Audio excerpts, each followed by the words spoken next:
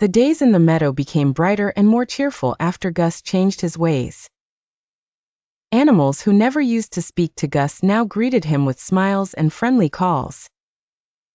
The butterflies fluttered down to land beside him, eager to share their bright colors and listen as Gus told funny stories, not about his own greatness, but about silly things he'd seen or kind things other animals had done.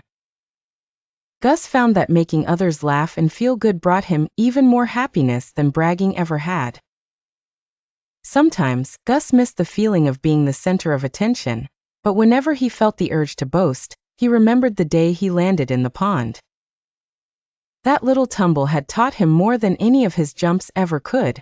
It's much nicer to be surrounded by friends, he would tell himself, than to stand alone on a tall leaf. One clear night, the moon hung full and bright over the meadow. The crickets began to sing their gentle melodies, while the fireflies winked in the cool air. Gus and his friends gathered beneath the tallest tree to enjoy the quiet beauty of the starry sky. Abby the ant was there, along with Benny the rabbit, Sarah Sparrow, and even Timmy Turtle, who was never in a hurry and always had a wise word to share. "Gus, do you want to lead us in a moonlight dance?" asked Benny the rabbit. The animals remembered how Gus had taught them a simple hopping dance and how much fun it had been. Gus smiled, feeling the happiness of being part of something bigger than himself.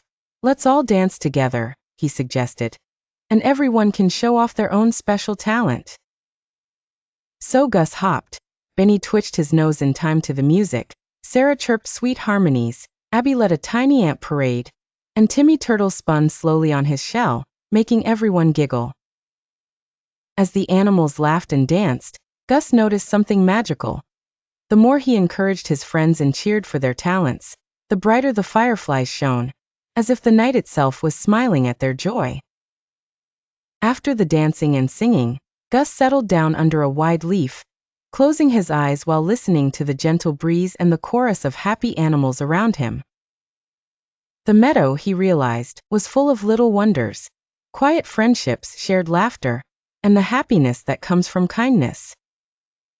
Before he drifted off to sleep, Gus whispered a thank you to Abby, to his new friends, and to the whole meadow that had given him a second chance.